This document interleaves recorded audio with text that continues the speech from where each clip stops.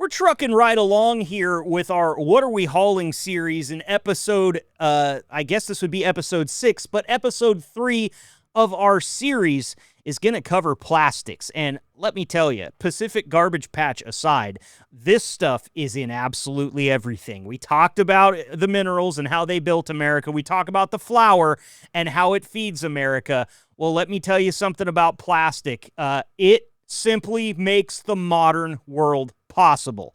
And we're going to talk to some of the guys that get it where it needs to be on today's episode of Always Pneumatic, Never Static. You're listening to Always Pneumatic, Never Static, the totally pressurized podcast brought to you by Bulk Transit, where we keep the lines clear, the tanks empty, and the conversation anything but dry. Whether you're running powder, pellets, or anything in between, pull up a seat, crack the windows, and let's hit it. Bulk and Spur, what's up out there? Welcome into Always Pneumatic, Never Static, episode 6. I'm your host, Marcus. Thanks so much for being here today. I've got a great episode planned for you. Really awesome conversation that I had with a few drivers, and we are pressed for time because the conversation went so long, and that's not a bad thing. I'm never going to argue. I'm never going to bicker about guys talking. That's what we want you to do. Come in here, open up, talk to me, and you guys are really going to like this one today.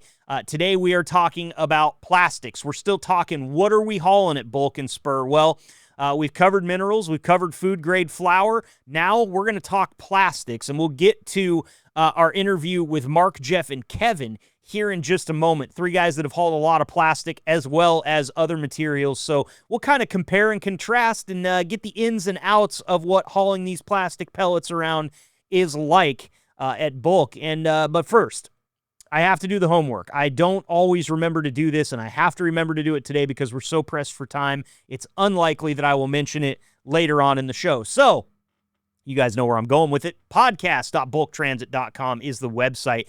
Real simple, real easy place for you to go. You don't have to download an app to listen to this podcast. You don't have to have Spotify or Apple or any other podcast app. You can find us there. If you want to find us at Spotify or Apple or any of the rest of them, all you got to do is search Always Pneumatic, Never Static, and it will show up. But if you just like to have a website bookmarked and you would rather just go there to download the episodes each week, podcast.bulktransit.com is your spot. And we'll also have a bunch of other fun stuff that you can interact with up there in the future. We'll get some pictures up there, some photo galleries. It's just a really nice, comprehensive place. If you are a fan of the Bulk Transit or the Always Pneumatic, Never Static podcast, podcast.bulktransit is where you want to be. You can also get a hold of me there. If you're an employee, you want to come on the show, that's a good place to shoot me a message. So head on over there today, bookmark it, and then you can listen to every single show, every new episode when it comes out at 5 a.m. local time on Wednesdays each week. And we're looking forward to making them for you. Something that happens to me when I start and I launch a podcast like we just did for you guys, I'm always a little bit nervous as how are people going to take to me? I'm kind of like, I can be a lot, okay? I've got a lot to say. I like to talk to people. I'm pretty social, especially in a given environment where you put a lot of people around me. I enjoy chatting it up. I enjoy cutting the cheese. Nah, what do they say? Chewing the fat. Cutting the cheese is something that happens after you chew the fat, and I shouldn't do that in public places. But I do enjoy chopping it up with people, and the one thing that I want you guys to know is that it's a comfortable, relaxed. I'm not a high-pressure guy. This is fun. We do get to have a lot of fun in here today, and I want you to pay attention to our interview coming up in just a few minutes to kind of get a picture of that. Jeff, Mark, and Kevin, we laughed quite a bit. We had a good time joking around. You know, Mark and Kevin spend a lot of time talking to each other on their headsets while they're on the job. So we've got some guys here that are very familiar with one another, and that always gives us a little bit more of a peek behind the curtain into what some of the chatter might be like in the driver's lounge, which I always enjoy. But importantly, I want you guys to listen to this and understand at the end of the interview, I'm going to ask a couple of these guys what they thought about just being on the podcast. And if you're thinking about it, you're on the fence, you don't know, I totally understand. It's really weird to have a dude show up at work one day and start asking you if he can shove a microphone in your face and take down your thoughts. I get it. But what I will promise you is this. I'll make it a good experience for you. I'll make it fun. I'll make it relaxed, low pressure. So come join me on this show because I'm nervous as to whether or not everybody will take to me. But what you guys have shown me so far is that all I have to do is get in touch with you. And what we do is we just record the best episode that we've ever recorded every single week. And that's not saying anything bad about any of the people that have already joined. It just shows that you guys are really taken to this thing, and that's where the good content comes from. So line them up. If you want to be on this show, head on over to podcast.bulktransit.com, get in touch with your dispatcher, or get in touch with any of the drivers that you've already heard on this show. They've all got my number as well. They will hook you up with it, and you can get in touch with me, and we'll turn you into a podcast star. I promise you that. Okay, that's about all the time I've got. Again, we're pressed for time. This conversation went just under an hour, which I always love. I'm never going to cut it off, and we were talking about stuff that was important, so it's in-depth. It's a long, drawn-out one, but when you look up, you're going to have a lot of miles behind you that weren't behind you when you started the show. So sit back, relax, and enjoy me talking plastics with Mark, Jeff, and Kevin.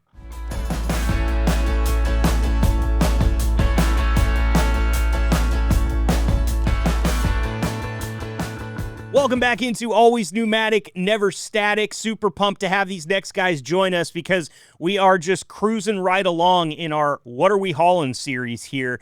And today we're moving on to plastics. I've got 3 drivers joining me right now. We're going to go ahead and bring on the first one and introduce him. Please welcome Mark Burleson to the show. Mark, thanks for joining us, man. Thanks for being here.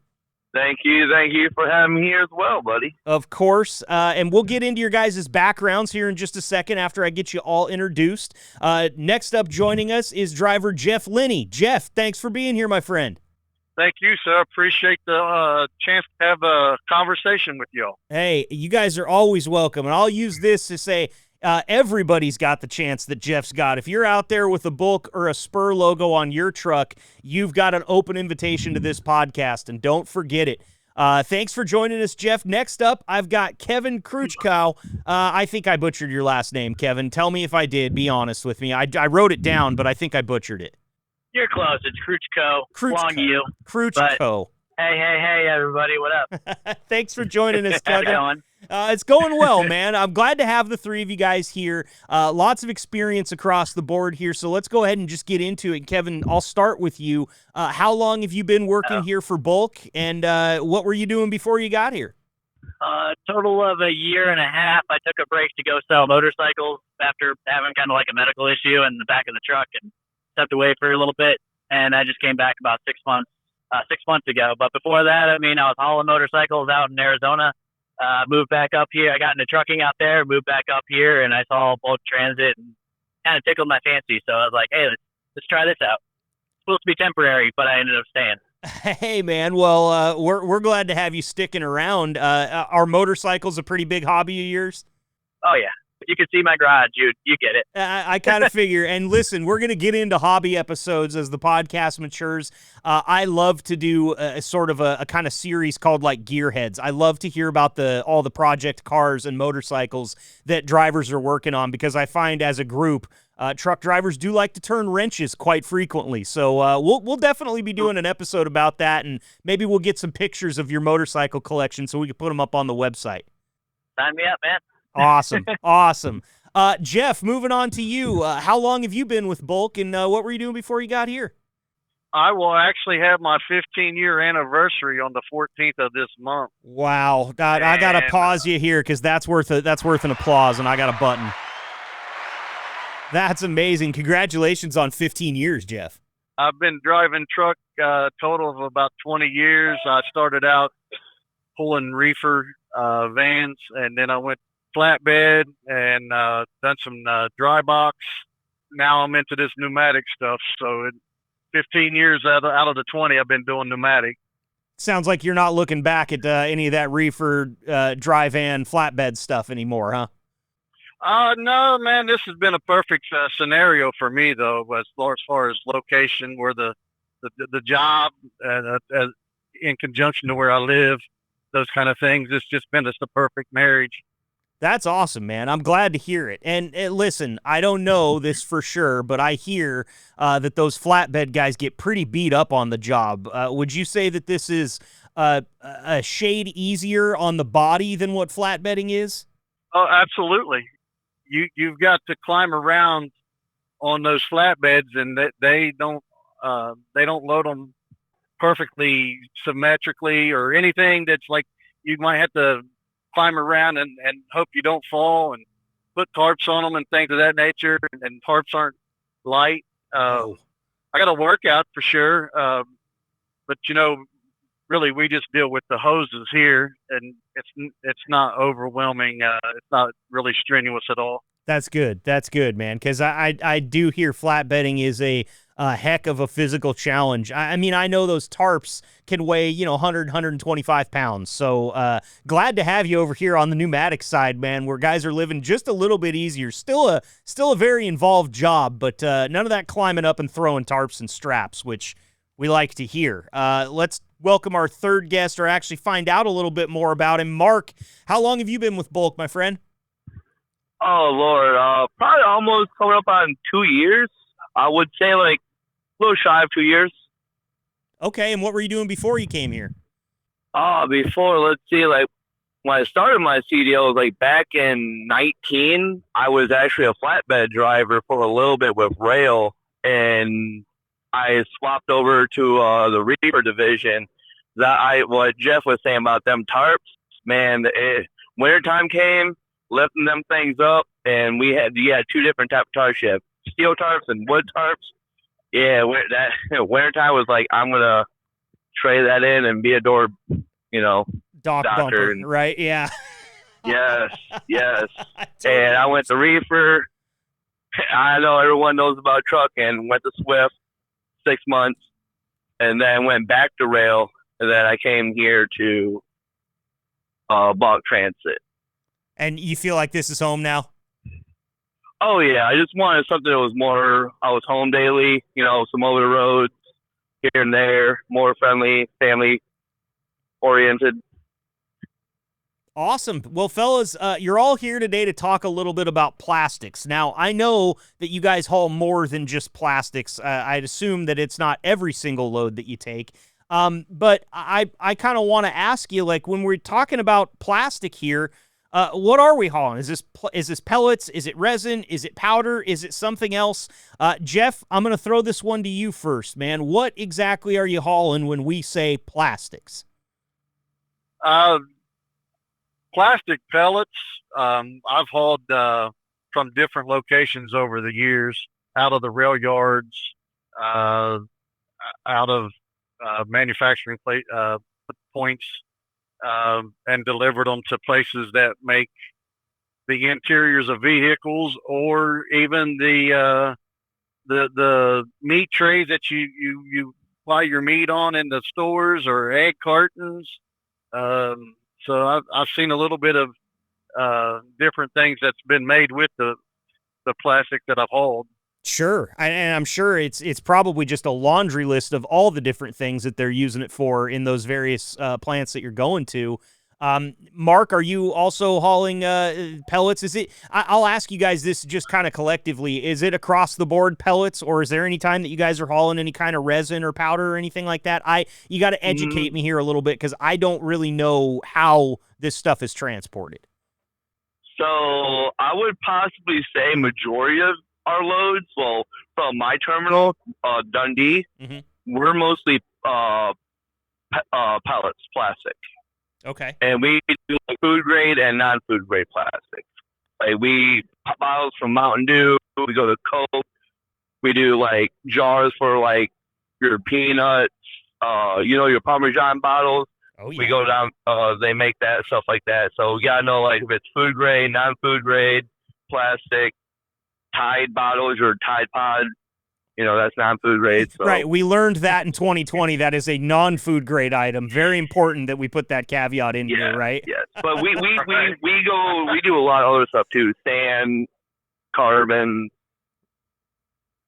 at our terminal. Yeah, right. You guys have got a bunch of stuff going through there. And so, okay, so that kind of, Jeff, you said yours is pellets as well. Kevin, pellets for you as well for the most part? Yeah, for the most part. It's powder if you do it wrong.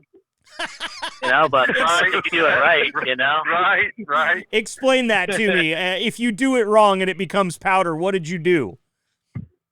And you're probably just like pushing through the wrong pipe. I don't know. Every now and then I clean out the filters, and there's resin and there's powder. So I don't know the science of it yet because I ain't no scientist. But you can melt the plastic, you could string it out, and like I said, we get powder that comes out of the like the pipes or the filters. Sure. Every now and then. I don't know how that happens, but I'm just gonna go with it's pure magic. Yeah, I think it has something to do with how fast you pump it through, and the pipes that we blow through. I think when you push really hard, it tends to shave those pellets a little bit and creates the.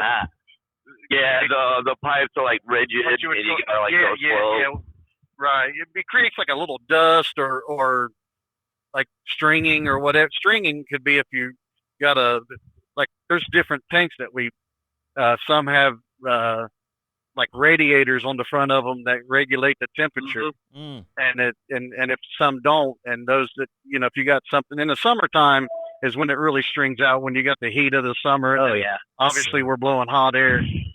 Yeah, and also depends on what plastic you're hauling.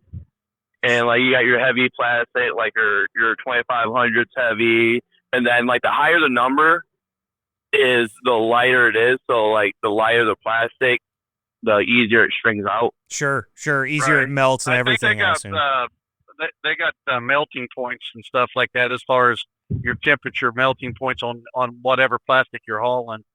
Okay. So there's certain plastic it may melt at say 250 degrees, and there's some plastics like he was talking about maybe a little harder or whatever. It may be 325 degrees or whatever. I don't know that we ever pushed that much heat. 250 maybe, but I've not come across it yet, thank God. Okay, well, that's good to know. That's great info, guys. Well, I was kind of asking that question to lead into this next question, because one theme that we've had that's been constant through the first two episodes, when we talked about food grade flour, and then we talked about minerals.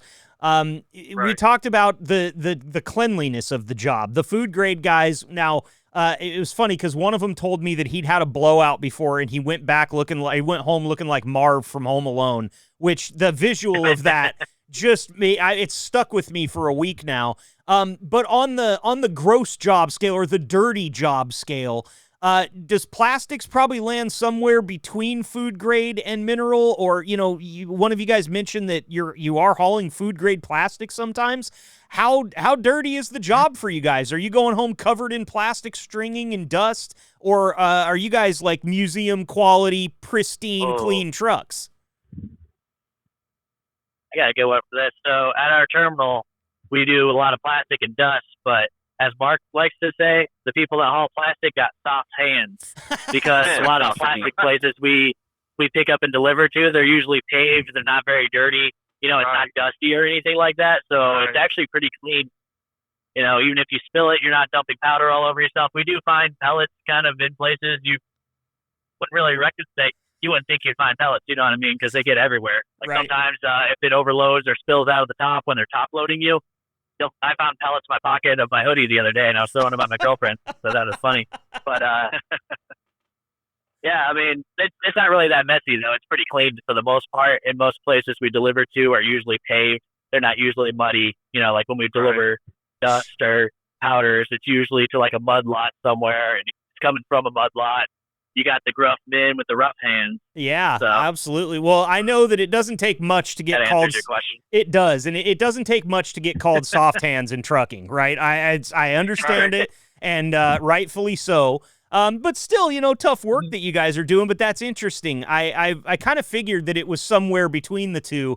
But when you said food grade plastic, I thought, man, those facilities are probably as nice as some of the places you're hauling flour, just clean, and everything looks like it's been just dusted that day.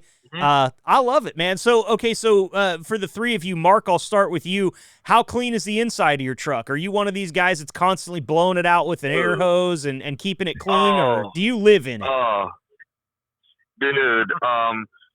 It's a lot, man. One of our main locations where we get our plastic from. I'm being honest with you.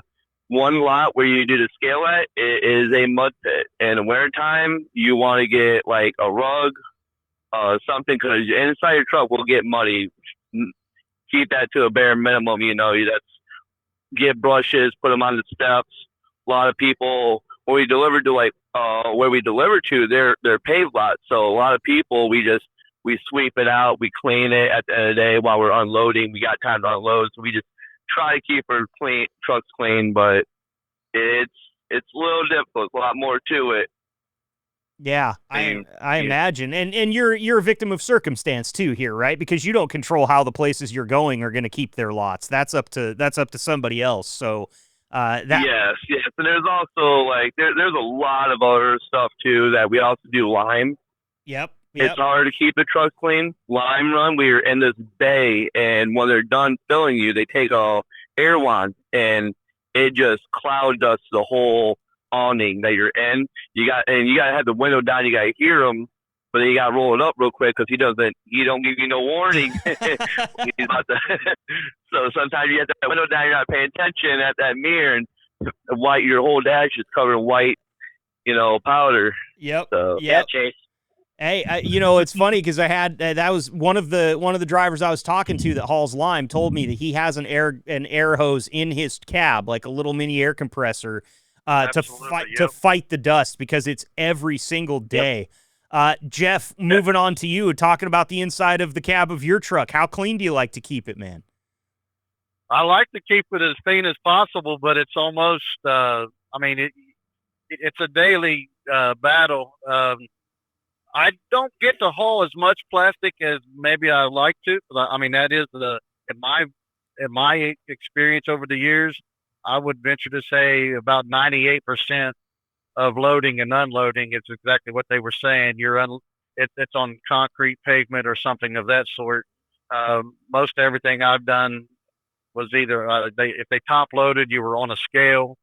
If you was at a rail yard, it was paved or concrete, and you was vacuuming it on or whatever. But see, we haul so many, like they were talking about being out of the Piketon terminal. I think we help all the other terminals. So whatever they're doing, we do plus what we do. Mm-hmm. So we haul coal, we haul clay, we haul lime, we haul carbon, soda ash, flour, just you name it. We get a sample at all, and so it's very difficult to keep it exactly the way you'd like to, mm-hmm. because of the fact, like they were saying, in certain places that you load, it's just almost impossible to not have dust get inside. And I'm one of them that keeps a hose attached. It's basically the air hose to my air seat. It's got a little attachment to it, and I try to blow my dashboard and the floors and everything out as often, especially when I'm on my brakes. I'll open up my doors and spray it out or sweep it out or what have you. Yeah, no, it's an everyday fight, man. I totally understand. It's one of the reasons I asked the question is, I know the other drivers listening to this are going to be talking back and forth to the podcast as they listen, because they either have tips or they have their own methods that they use. And I think it's something that's very relatable, especially with the contrast of all the things that you guys haul. Kevin, you're the last one. I haven't asked you, how clean do you like the cab of your truck? Like a girl. Okay. So I got the sanitary wipes and constantly wiping down my wheel. I hate hand drying. I wipe it down the dash because I don't like dust on my dash. But it is, like you said, it's a daily fight, man. Like plastic, powder, doesn't really matter where you go. You're always dragging something back into the truck with you. And my truck's mostly full of snacks. all over the floor right now. So. Yep. Well, you threw me a little bit when you said you like to keep it kind of like a woman would, because I've been married for 10 years, 11 years now, and while my wife is pristinely clean in the kitchen and all over the place, she has this room where she does her makeup, and it's kind of like her walk-in closet is what she's turned it into, and it looks like somebody threw a flashbang into a Target and just blew everything off the shelves in there. So, like, I get it. Yeah, she can be very clean, but she also works in this organized chaos like I've never seen before. So I'm glad you clarified that. Sanitary wipes are a good thing to have, or like Armor. Somebody told me that the dust really sticks to Armor All. So you guys probably don't use very many Armor All wipes in there, do you? No, honestly, so that stuff glares too. Okay. Yeah, it glares in me. So when we get new hires, they're like, I'm a trainer, so like, and they have them like professionally clean, and the guy that he puts like he armor alls it. I'm like, man, all the dust is gonna stick to this stuff. I always tell the new guys like get some alcohol wipes or something, get that off, or it's just gonna cake up. Yep, cake up, and it also. Drivers, it makes the wheel a little bit slick too. I've noticed if you get some of it on your steering wheel, it can almost take the grip off of it. They do it to the floor too, and it's like ice. Yeah, and for those that do the lime and so forth, this may sound really weird, but if you get some vinegar, and it's really you can put it on your windshield. I actually added it to my windshield. The windshield washer, when I go down into the lime pits and stuff, it helps clean off. Anything lime related. It smells like, I mean, it's bad, but it actually it cleans up the lime. Yep. And it sure does. About that. Fellas, I worked as one of my high school jobs was an auto detailer at a Chevy dealership, and if you grow up where I did, where there's a lot of bugs in the summer, that's what everybody's main gripe is. Yeah. The cars stay clean, but they get caked with bugs. And they would bring them down to us because we had this magic solution that we got from our supplier that took it right. You guys, we mixed 50-50 rubbing alcohol and vinegar every day in that bay, and that's all we used. And it was a miracle cleanser. I mean, I wouldn't be wanting to put it on my paint all the time, just because I don't know what that would do eventually to the finish. But I'll tell you, for windshields, for chrome, any kind of metal, if your headlights get caked up, you can clean it with that stuff. That's a really good tip, Jeff, and one that I would be willing to bet maybe a lot of people don't know about. Exactly. And you know what? We ingest that into our bodies too when we cook, right? Yes, exactly. So it's obviously safe. Yeah. It makes you wonder, huh? Yeah, it really does. Staring at my salt and vinegar chips, thinking those might clean my windshield pretty good. Hey, well, you never know. You never know, fellas. All right, so let's shift gears here. We'll move away from the cleanliness, but it sounds like all three of you guys keep a pretty pristine truck. Let's talk about like seals and security, because now. I'm just going to throw this out here as somebody that doesn't know a lot about it, but I would assume that the food-grade loads have to be sealed. Food-grade plastic loads have to be sealed. What about non-food-grade plastic? And am I correct in that? And please, whoever wants to answer, just jump in. Most times they're sealed no matter what. So yeah, they're all sealed no matter what from the company where you pick up. It doesn't matter if it's food-grade or non-food-grade. Majority of all the plastic ones are. The lime ones, I don't know. Yeah, not ACI plastics. I did them, and they don't seal their loads ever for some reason. It's kind of weird because most plastic is sealed, or you got sealed, I know. Yeah, we're close somewhere. Sealed. I put my own seal on. Yeah, that would make sense. That food grade would be sealed. Yeah, right. So, but like all the cement. Fly ash, soda ash, those kind of things typically don't they don't get sealed up. You just go load and go unload. Right. So contamination with the plastic is a bit of a concern, but it sounds like not as obviously as big as like hauling flour or something like that. Actually, it is, because you got different colors of plastic. You got clear, you got white, you got gray, you got black, you got all the different colors and that's what those tanks have to be washed out Mhm. after they're used, because of the fact that you can contaminate. Gotcha. Okay, so it is a concern then. So what you guys are you doing multiple loads a day? Are you typically doing one load a day? What's how are you guys going? Kevin, I'll start that question with you. Are you an over the road guy at all, or are you home every night? What's the schedule kind of look like for you? I like to mix it up a bit. My girlfriend's not a big fan of it because she's like, "When are you gonna be home?" And my answer is always, "I don't know." At some point. But I like to mix it up a little bit because it's fun, you know what I mean? But usually the loads that pay better are normally over the road. So it's nice to balance it. That way you can balance your pay and your home time Sure. a bit. And that's one thing I think this company does pretty good. That's kind of attraction to me because it's cool to go explore, you know what I mean? I love exploring. And I've been to a bunch of different states I've never been to before, probably wouldn't go to. Our buddy is going through New York right now. He usually hates it, but he's in upstate New York, probably having a good time. So, So it varies yeah, for you. it's pretty cool. Like, yeah, it really varies. There's nothing consistent about it, and we're weekends usually by choice most of the time. So it's pretty flexible.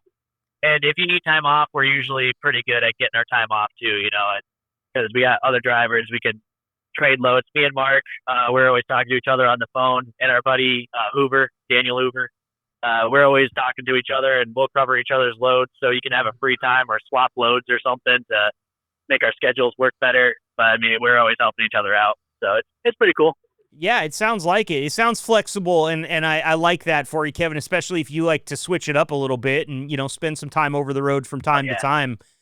Jeff, what about you? Or what does a typical day look like for you? It's pretty much the same. I like to change it up a little bit. Sometimes after driving for 20 years, sometimes I like to be home a little more regularly. Mhm.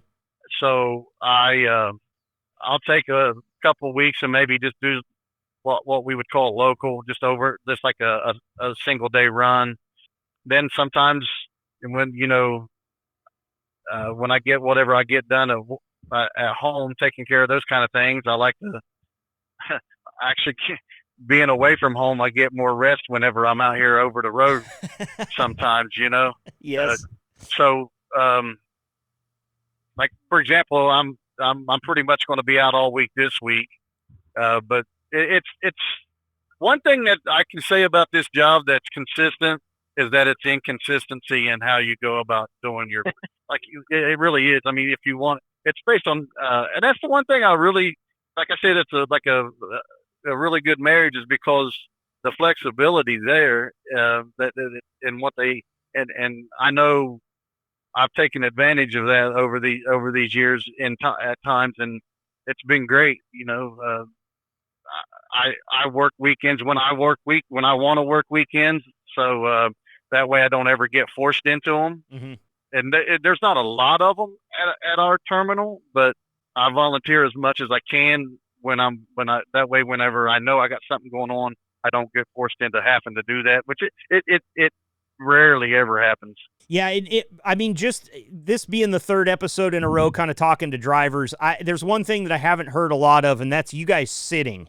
You guys, there's trips out there for you. There's loads out there for you. It doesn't sound like there's a lot of times where you're just sitting there with nothing, because if there isn't anything plastic for you, then maybe they need your help over across the way, hauling some fly ash or something like that, right?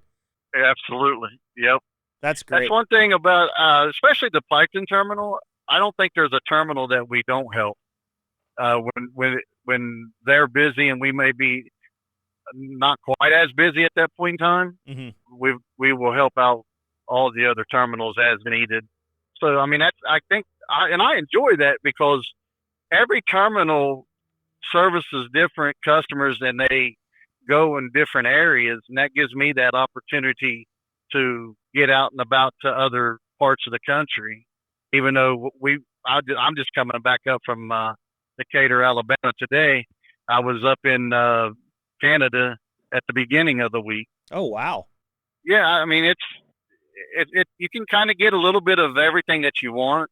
I don't know, they do go out west with some carbon loads, or they did in the past. I've been out to Wyoming. I've been down as far as to Florida. They've been up into the Northeast a little bit. Been in Texas, but it's nothing it's it's not a consistent thing, but they're there on occasion, you know. Sure. Now, you know what a guy like myself that lives in Oregon is going to say to you when you call Wyoming out west, right?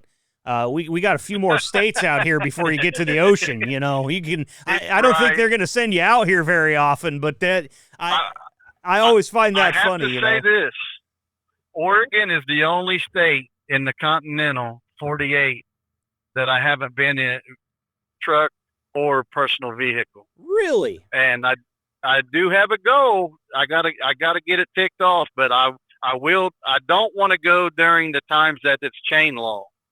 Yeah. I want to go out in the summer, and hopefully something will come up.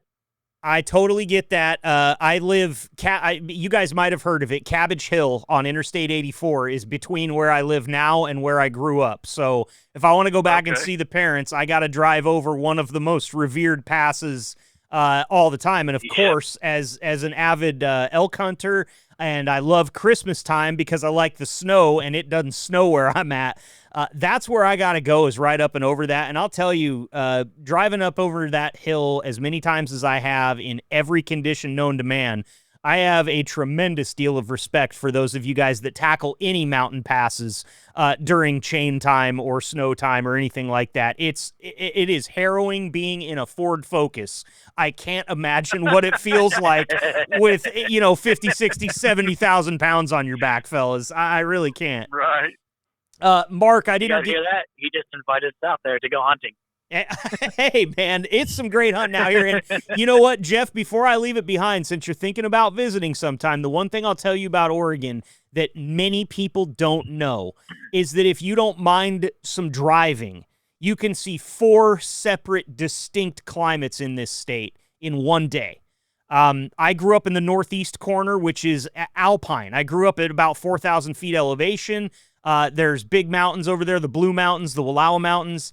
If you get on Interstate 84 and head west, you can go right through the Columbia Gorge, which is a giant basalt outflow. There's not a lot of trees. You can see for miles. One of the most beautiful river gorges I've ever seen.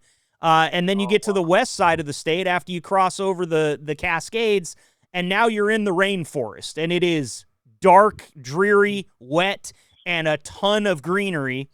And if you're going to hit I-5 and head on down south in Oregon, about the time you pass maybe the 2/3 of the way south through Oregon, the Great Basin Range actually comes right up through Nevada and grabs kind of the bottom third of Oregon there. So it's distinct climate differences and a lot of fun if you want to come and make some do some driving out here. Sounds like Michigan without traveling. There you go. Right. There you go. And I do get a lot of comparisons with Michigan. It doesn't get quite as cold here unless you're up in the mountains, of course. But love to have you guys out here. It's hot 1 hour, 2 hours later it's raining, 2 hours later it's snowing, 2 hours later it's 90 degrees sunny. Yep. We tell you, you know how to spot an Oregonian because they'll be walking around with shorts and a windbreaker on. Those things don't go together, right? It is in Ohio. Yeah, you got to have options. Right.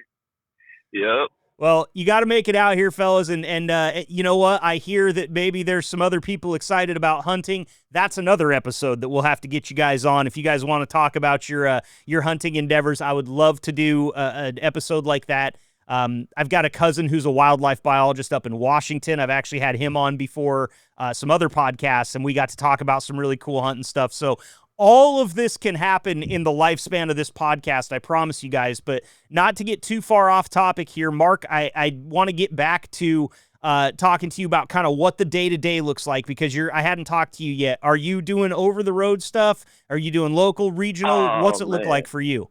I ain't got no soft hands in my bones, I'm everywhere. I do local. There it is. Well, got soft hands. I'm everywhere, I like me some local runs here and there, but I'm more over road type of guy. But I do like. I came from being over road like months, months and months, and the fiance is like, when are you going to come home? I'm like, 4 weeks. I'll be out, you know. So coming here, doing local is fun, but I do, like, you know, I do miss that ache of being over the road. So it's like, it's a balance of both worlds in a way, you know. Mm-hmm. You crave the miles sometimes. You get that crave for it. Like, you're home and I feel trapped. You know, I'm like, I got to get back in that truck and I got to go. Got to make money. Only way to make money, get, you know, back to back. It's part of me. It's also part of helping the company out too, because we're always got runs, and we're doing a lot of double runs a lot where we have to. We'll be booked like the whole week, where every driver needs, like, there's like some drivers do back to back runs, so we have to, Mm-hmm. you know. And there's like, you know, certain, you know, drivers in our terminal that are, you know, we get a little hands dirty and be like, hey, I'm back. I got like 3 more hours on my clock. Let me just go get this preloaded, make it to the next delivery, and try to get like 3 runs in 2 days, you know. Wow. So, but I am hearing did that yesterday. I'm kind of hearing that the balance for all you guys is an important part, because obviously, Mark, you know, you talked about it. Your fiance was like, hey, when are you coming home? If you want to change that title to wife, you got to balance that at home, right? You gotta make sure that you're taking care of all the bases and covering all the bases while still dealing with that itch that tells you to go put on miles. Oh yeah, dude, it's not easy. It's not easy. There's a lot of sacrifice that, you know, you got to do. Like, I have a 6-year-old daughter, and she's like very understanding about I gotta go. She, you know, play nights, say, hey babe, I gotta be gone for a week. She's crying, you know. You suck it up, and when you get in that truck, you know, a tear comes out. You hit the road, a few 100 miles down. It kind of like, I don't want to, you know, sound bad, but, you know, it kind of gets pushed. You got to force it to the back of your brain, just keep on going. Right. You got to focus. And I think that's something about trucking that's similar to a lot of other jobs is you can't take the problems at home out on the road with you, and you can't take the problems on the road back home with you. And that compartmentalization can be tough regardless of what your occupation is. Absolutely. Yep. I keep trying to get Mark to download American Truck Simulator, because on my days off, I got some buddies over at XPO, and they're always doing a group chat every day, and I'll jump in, and they're like, what are you doing? And I'm like, oh, I'm in Texas right now going to take the load to Phoenix. And they're like, what do you mean? I'm like, I'm on Trucking Simulator. Now I'll play for like 6 hours, 7 hours on my day off, and I'm over here running dual load. Like, man, you need to get this, because every now and then you're just itching to go west. So this is as close and as easy as we can get, you know. There you pet go. my cat while I'm driving my truck down the road and hang out at home and chill. But you also get your mileage fixed. That's awesome, man. Yeah, a little bit for sure. Hey, that's a very popular game, and what I've noticed is, you know, a lot of people would say, "Oh, I don't want to go do what I do for work when I'm home or when I'm off work." But truck drivers, I think, are the biggest group of players of American Truck Simulator. I would bet. I play that while I'm getting loaded and unloading. Sometimes I got pictures I send to my buddies. I got like a Steam Deck type thing, and I'll be sitting here on my steering wheel, you know, while I'm getting loaded playing Trucking Simulator, and they're just like, what's wrong with you, man? I'm like, I like driving, all right? Yeah. Leave me alone. I just imagine sitting in a combine and playing Farming Simulator. I don't know if my brain would be able to handle that, but it's a little tricky, I'm not going to lie. it's a popular game. Just don't drive. Right. Don't drive both at the same time. Yes, you can't do that. That's very bad. Obviously, safety first here. Okay, fellas. Well, listen, we've run through quite a bit of time here. I got a few more questions for you. And this I one, didn't do it. this one might be the same for all of you. It might be a little bit different. But as we kind of wrap up the What Are We Hauling series of 3 episodes here, I got a question for you. And Kevin, I'll start here with you on this one.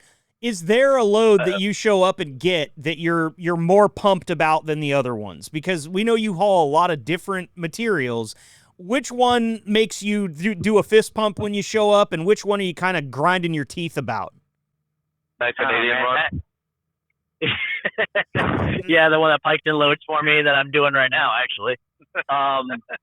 Yeah, that one's pretty fun, actually. I do kind of like that one, but it's kind of hard. I mean, I like doing plastic, but it depends on where it's coming from and where it's going. It's more the destination for me than it is the product, because I've learned all the products at this point, got a good balance of it. But it used to be plastic, just because plastic, like I said, you're clean.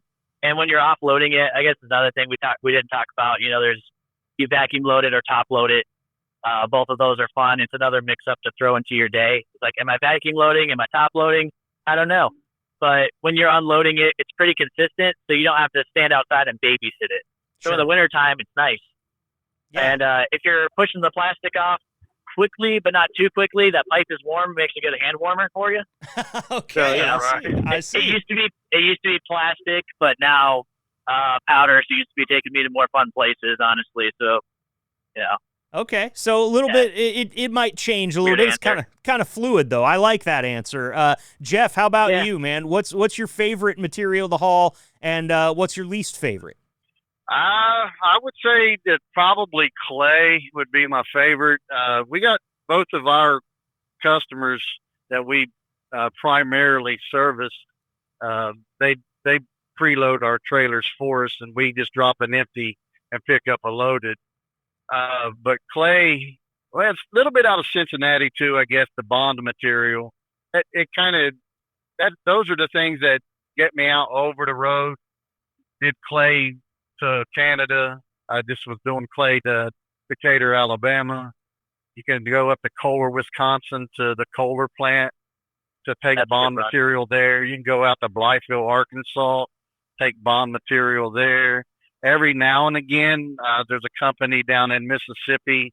If they can't get rail cars, they'll call they'll call the company in Cincinnati to truck a few down for them. And I love going to Mississippi. I love going south in general. Mm-hmm. So I love down around the Mississippi area.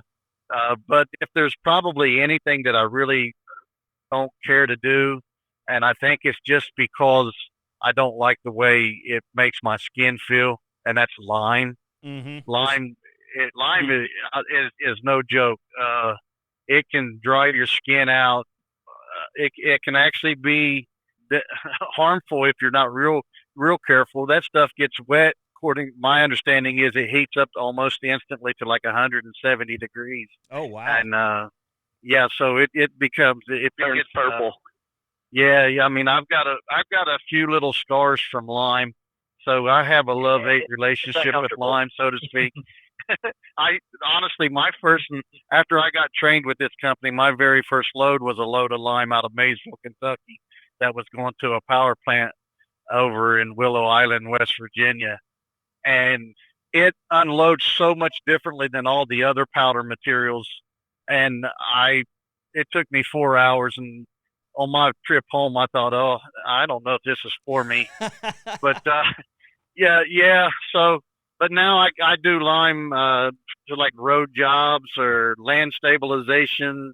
I mean, we do it pretty regularly. I guess the money's kind of nice, and if I'm on that mode of wanting to be home on a little more regular basis, I'll do the lime or the cement or the fly ash, those kind of things.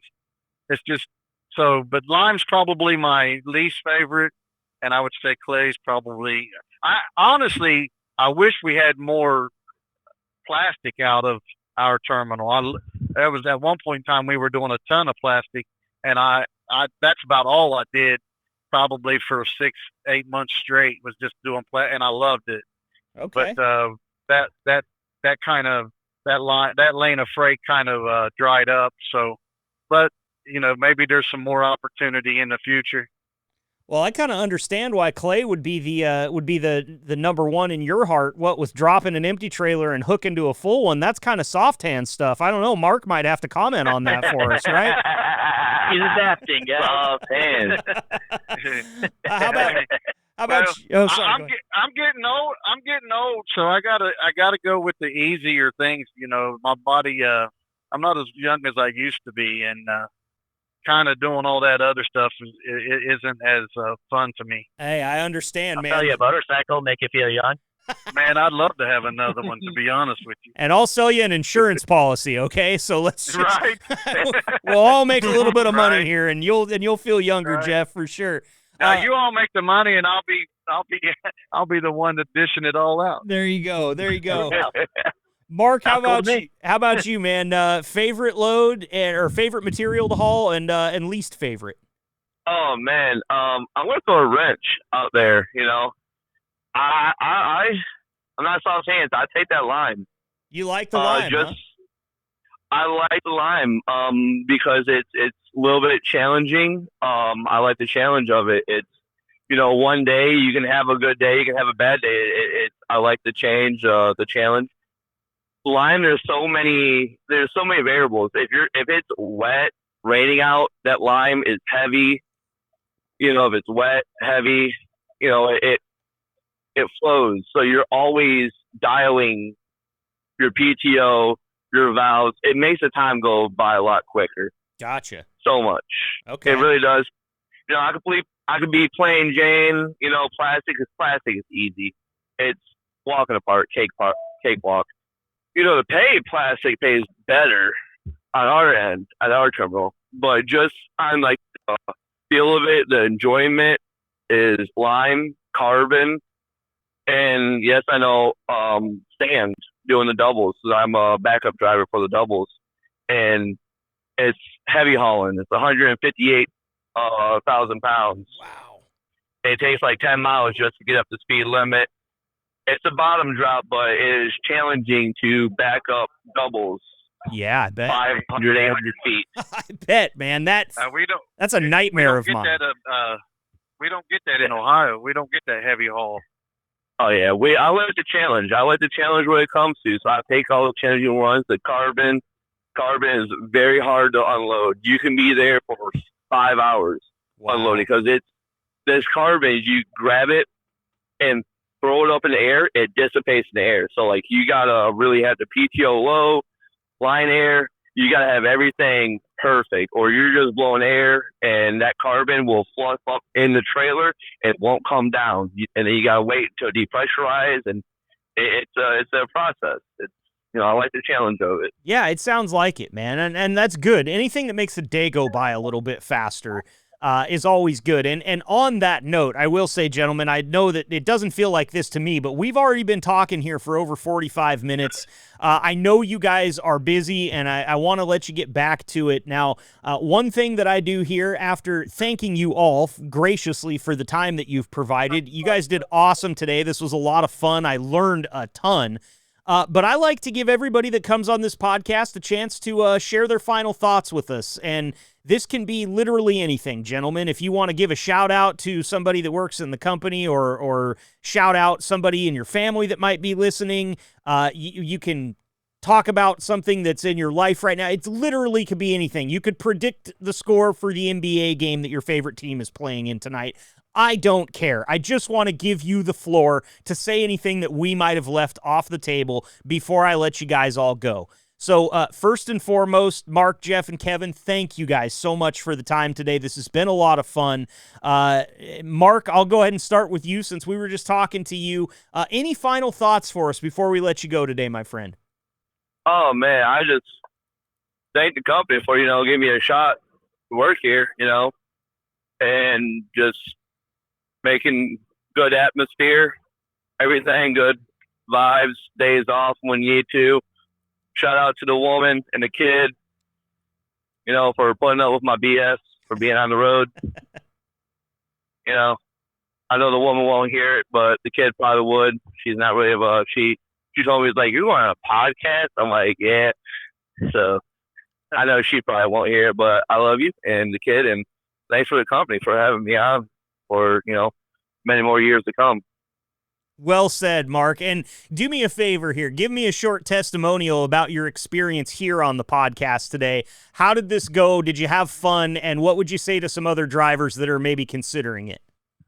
It was fun. Of course, you probably get the heebie-jeebies now with the podcast. I don't know if I want to do it, nervous, but, you don't know what to say. But, you kind of ease it off, the tension off a little bit.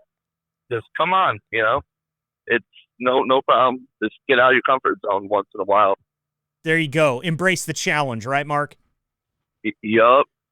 Thanks for being here today, Mark. Really appreciate the time. Jeff, going to go to you next for final thoughts. Now, I will also have you share your experience at the end about what you thought about this podcast experience, Jeff. But anything else that you want to say before we let you get out of here today?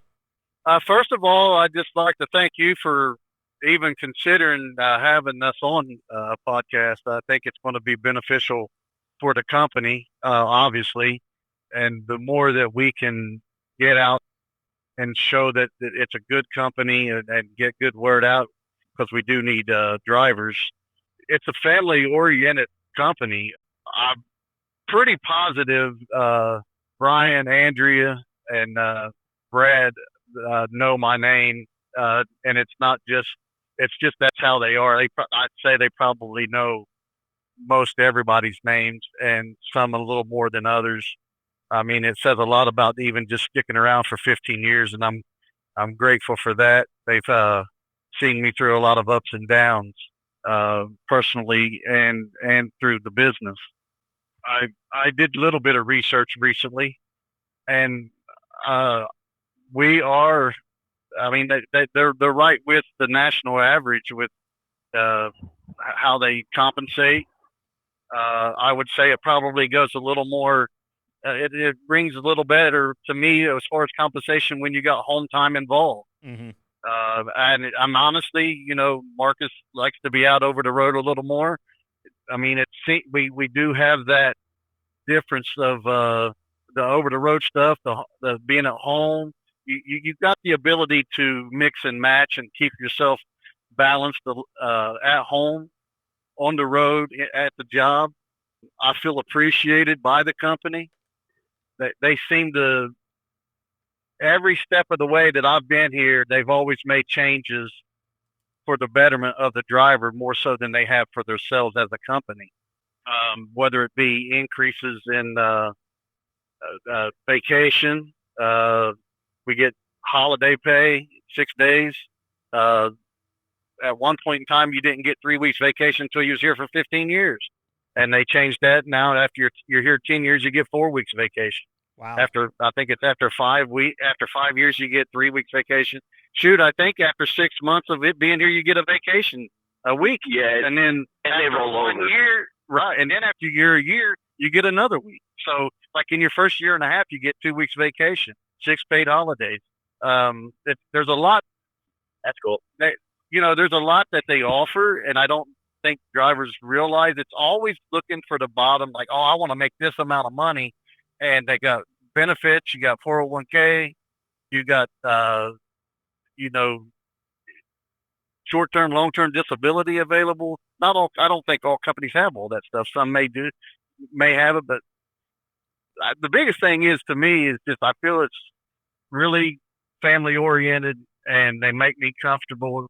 And it's just been perfect marriage, in my opinion, for me, where I'm located at, and the ability to kind of, like they say, kind of do the loads that you want to do.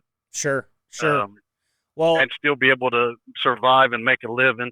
And it was an awesome podcast for me. I was looking forward to it, actually. I didn't have no reservations about doing it.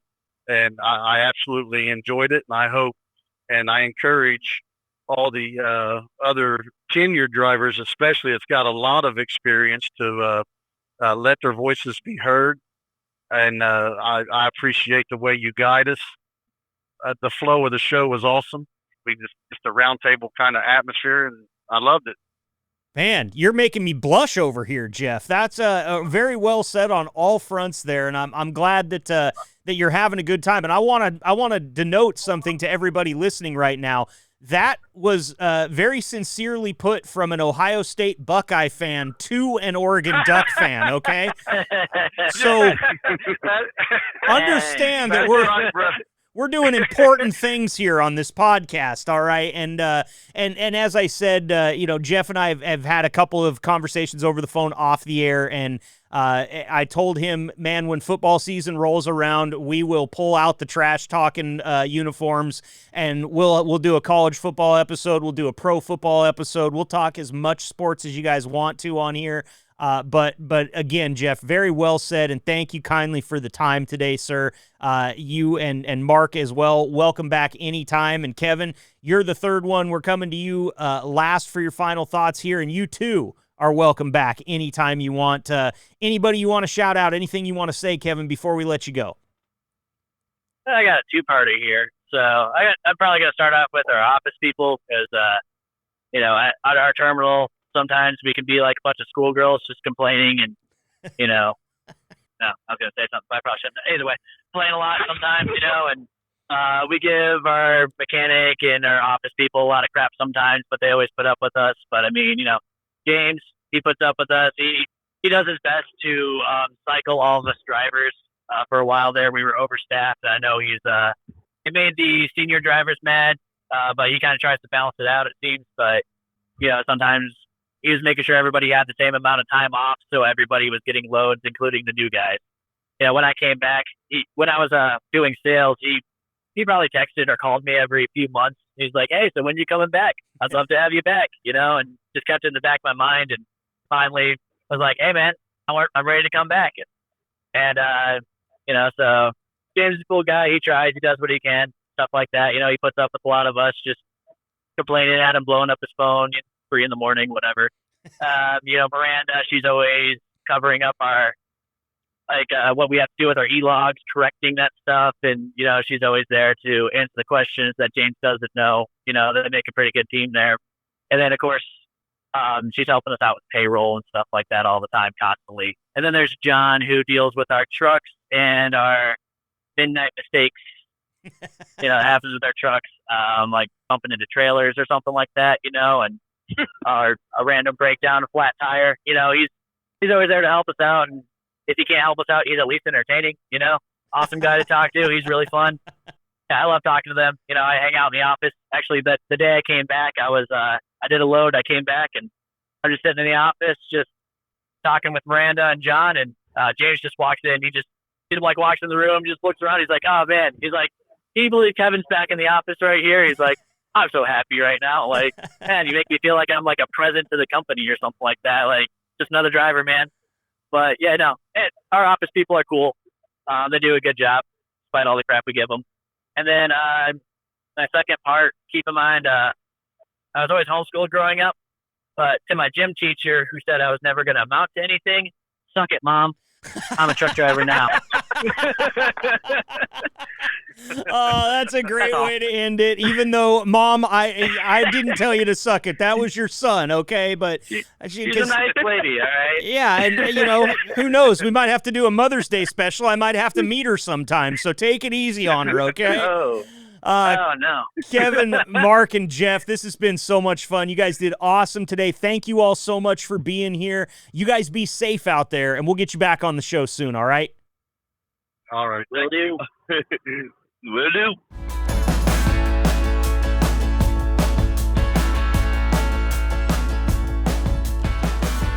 Big thanks to Mark, Jeff, and Kevin for coming on the show. There's 3 guys out of the 3 of them. The only drawn out conversation that I'd had was with Jeff. And Mark and Kevin, I got a chance to just get to know them within the last couple of days. And what an awesome group of guys that was, man. Fun, open, laughing, and just enjoying the time here. And what I can see, I try to kind of read between the lines on some of these interviews. That's 3 dudes that love their job. If you are out there looking for a truck driving job and you are listening to this episode right now, you should know, and you should probably already have Bulk and Spur just on your list of calls that you need to make, okay? That's 3 guys that have a pretty wide berth of experience, not only in hauling various things and driving many different kinds of truck, towing different kinds of loads, but also experience outside of trucking. And, you got Jeff Lynn. He's been here for 15 years, celebrating that 15-year anniversary coming up shortly. That you don't get that kind of loyalty by not treating your employees right. You don't get that type of loyalty by not being safe. You don't get that type of loyalty by not working with people for their time off and their home time and such. And again, this is the 3rd episode in a row where we're just talking to drivers, and we've got a lot of proof in the pudding that, hey, this is a company you want to come to work for if those things are important to you. Those things that Jeff outlined when he was giving us his final thoughts there, home time, benefits, all that stuff really does matter. It's not always about the dollar amount or the cents per mile or the hourly wage. You got to think about everything that goes into it. So great stuff there once again from Mark Burleson, Jeff Linney, and Kevin Crutchko. I butchered it again. I'm so sorry, Kevin. Look at what he does. He gives us his time, and I talk too fast to get the words right in my head before I say them. Shame on me. Promise I'll get better.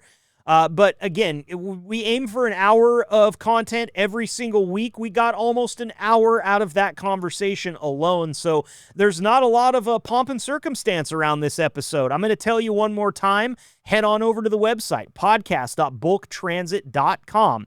And stay tuned, because here before too long, and it might have already happened at this point, but we will be announcing the winner of our raffle to see who's going to win a very awesome prize coming up very soon. So make sure you stay tuned to the podcast. Every Wednesday, 5 a.m. local time, we got a new episode for you. Podcast.bulktransit.com is where you can find it. Bookmark the page, subscribe to us, like, follow, do whatever you do that's going to make it show up in your feed on your favorite podcast app every week.